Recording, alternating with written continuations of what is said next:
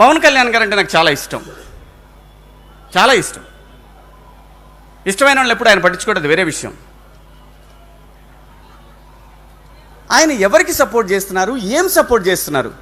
నిన్నటికి నిన్న ప్రధానమంత్రి గారు ఆంధ్రప్రదేశ్కి వస్తే పాచిపోయిన లడ్డూలు ఇచ్చావు కదబ్బా, 75,000 కోట్ల రూపాయలు ఆంధ్రప్రదేశ్కి బాకీ అబ్బా నువ్వు అని చెప్పి ఒక ప్రధానమంత్రి నిన్న ఆంధ్రప్రదేశ్ గడ్డ మీదకి వచ్చి కాలు పెట్టి తన ఇష్టానికి ఇష్టం వచ్చినట్టు మాట్లాడాడు అంటే మీరందరూ ఎక్కడ నిద్రపోతున్నారు సార్? అలాగే మేము టీడీపీకి ఎంత దూరమో బీజేపీకి అంతే దూరం అని చెప్పారు. సరే, దూరంగా ఉండండి, నిరసన తెలియజేయడానికి ఏమైంది? నిన్న నిరసన తెలియజేయకుండా వైఎస్ఆర్సీపీ నాయకులు ఎక్కడికి వెళ్ళారు? మీ బాధ్యత కాదా? ఆంధ్రప్రదేశ్కి అన్యాయం జరుగుతుంటే మీ బాధ్యత కాదా?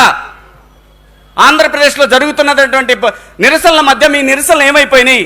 మాకు బీజేపీకి ఏం సంబంధం లేదబ్బా, మాకు బీజేపీకి ఏం సంబంధం లేదు. సంబంధం లేకపోతే ఎందుకు నిరసన తెలియజేయలేదు? తెలియచేయాలి కదా.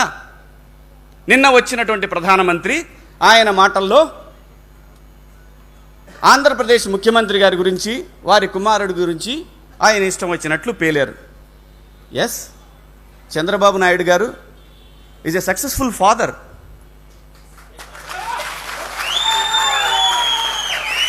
At the same time Lokesh Babu గారు సక్సెస్ఫుల్ సన్. నేను పొగట్టానికి మాట్లాడట్లేదు. మామూలుగా ఏదో చదువుకొని పోతే స్టాన్ఫర్డ్ యూనివర్సిటీలో సీట్లు రావండి. రికమెండేషన్ లెటర్లో ఏదో చెప్తే స్టాన్ఫర్డ్ యూనివర్సిటీలో సీట్లు ఇవ్వరు. రకరకాలుగా మాట్లాడుతూ ఉంటారు. వాళ్ళ నాన్నగారిని అడ్డం పెట్టుకుని మంత్రి అయ్యాడు. పోనీ ఒట్టి మంత్రి అయ్యారు. ఆయన మంత్రి అయ్యి గ్రామీణాభివృద్ధి శాఖ గురించి, పంచాయతీరాజ్ శాఖ గురించి తెలుసుకుంటా ఉన్నారు. ఎప్పుడు కూడా ఫోర్ ఫ్రంట్లో నేను ఎప్పుడు చూడలే వారిని. ఎప్పుడు వెనకాలే ఉండి అన్నీ నేర్చుకుంటూ ఆయన పని ఆయన చేసుకుంటా పోతున్నాడు. కానీ మనం అట్ట కాదు కదబ్బా, బెంగళూరులో కూర్చొని మంత్రుల్ని, ఐఏఎస్ని అందరినీ పిలిపించి సంతకాల మీద సంతకాలు పెట్టించి చివరికి అందరినీ జైలుకు పంపించి ఈ రోజున ఆంధ్రప్రదేశ్కి ముఖ్యమంత్రి అవ్వాలనుకుంటున్నారంటే ఆంధ్రప్రదేశ్ ప్రజలు ఒక్కసారి ఆలోచించండి.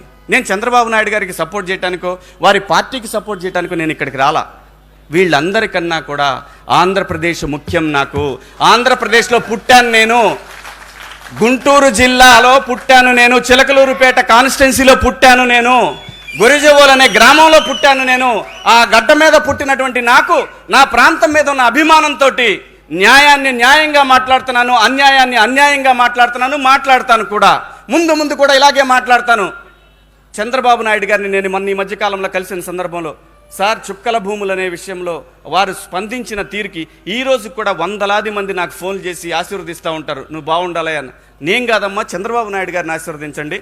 నేను ఎట్లయినా బాగుంటాను, బాగానే ఉంటాను, ఆయన్ని ఆశీర్వదించండి. ఇదే సందర్భం ఎంతోమంది సమస్యలు పరిష్కారం చేయగలం అనుకుంటేనే మనల్ని ప్రజలు గుర్తిస్తారు. పరిష్కారం చేయగలరు కాబట్టే వారిని ఇప్పటికీ 3 సార్లు ముఖ్యమంత్రిగా ఎన్నుకున్నారు. అంతేగాని నేను ముఖ్యమంత్రి అవుతాను, నేను వస్తున్నానబ్బా, నేను వచ్చిన తర్వాత ఒక్కోటి సంగతి తెలుస్తానంటే ఏంటండి, దేని అరాచకమా? సార్ శివాజీ గారు ఒక్క నిమిషం ఆపండి సార్. అక్కడ నేషనల్ ఫ్లాగ్ అన్ఫ్లాగ్ అవుతుంది. ఒక్క నిమిషం మీ ఉపన్యాసం ఆపండి.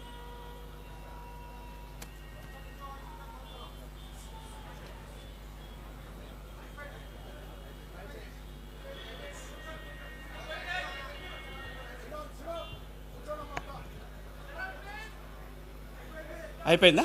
Right, thank you. Please continue. మళ్ళీ లేకపోతే రేపు పొద్దున ఎంత రాస్తారబ్బా.